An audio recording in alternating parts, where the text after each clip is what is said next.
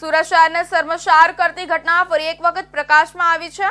પોલીસે 7 વર્ષની બાળકી સાથે શારીરિક અડપલા કરનાર 19 વર્ષીય આરોપીની ધરપકડ કરી છે।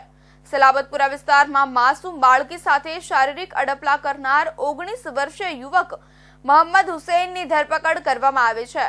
ઘટનાની શરૂઆત તે સમયે થઈ જ્યારે બાળકી ઘરની બહાર રમતી હતી। બાળકીને એકલી જોઈ આરોપી તેને મકાનમાં લઈ ગયો અને શારીરિક અડપલા કર્યા હતા।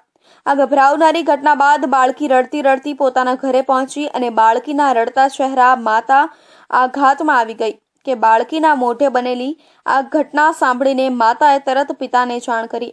બાળકીના માતા પિતાએ તાત્કાલિક સલાબતપુરા પોલીસ મથકમાં ફરિયાદ નોંધાવી અને પોલીસે આરોપી વિરુદ્ધ કાર્યવાહી કરીને ધરપકડ કરી છે અને હવે તેના ભૂતકાળની પ્રવૃત્તિઓની તપાસ ચાલી રહી છે।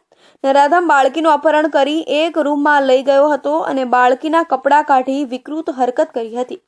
સમગ્ર મામલે માતા પિતાને જાણ થતાં માતા પિતાએ ફરિયાદ નોંધાવી હતી।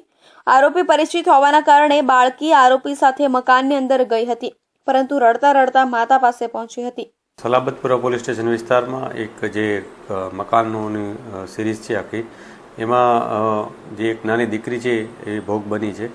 એ દીકરીના પરિચિતમાં જે એક વ્યક્તિ છે જેનું નામ મોહમ્મદ હુસૈન છે, એણે આ દીકરીને, જે દીકરી રહે છે એના બાજુના રૂમમાં લઈ જઈ અને એની સાથે શારીરિક અડપલા કર્યા।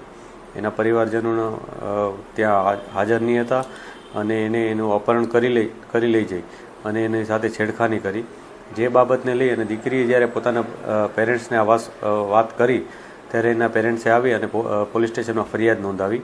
આ ફરિયાદ અનુસંધાને પોલીસે તરત જ કાર્યવાહી કરી અને આરોપીની ધરપકડ કરી છે। આરોપીએ અગાઉ પણ આ પ્રકારની કોઈ હરકત કરી છે કે નહીં એના માટે અમે અત્યારે તપાસ કરી રહ્યા છીએ। જે પ્રાઇમરી ઇન્ટ્રોગેશન છે એમાં આવી કોઈ બાબત સામે નથી આવી, પરંતુ આરોપી જે પોતે 18 વર્ષ અને 7 મહિનાનો છોકરો છે, એણે અગાઉ આવી કોઈ હરકત આ દીકરી સાથે કે અન્ય કોઈ વ્યક્તિ સાથે કર્યું છે કે નહીં એની તપાસ અત્યારે પોલીસ કરી રહી છે। એના માટે અમારે જે ફર્ધર પોલીસ કસ્ટડી હોય એના માટે પણ અમે પ્રયાસ કરીશું। ડીસીપી ભગીરથ ગઢવીએ જણાવ્યું હતું કે આરોપી પોતાના ઘરે લઈ જઈને બાળકી સાથે અડપલા કર્યા હતા। આ અંગે બાળકીના માતા પિતાએ પોલીસમાં ફરિયાદ નોંધાવી હતી। પોલીસે તાત્કાલિક આરોપીની ધરપકડ કરી છે। આરોપી 19 વર્ષનો છે અને તે અગાઉ પણ કોઈ બાળકી સાથે અથવા અન્ય કોઈ બનાવમાં સામેલ રહ્યો છે કે નહીં તે અંગેની તપાસ પોલીસ દ્વારા કરવામાં આવશે।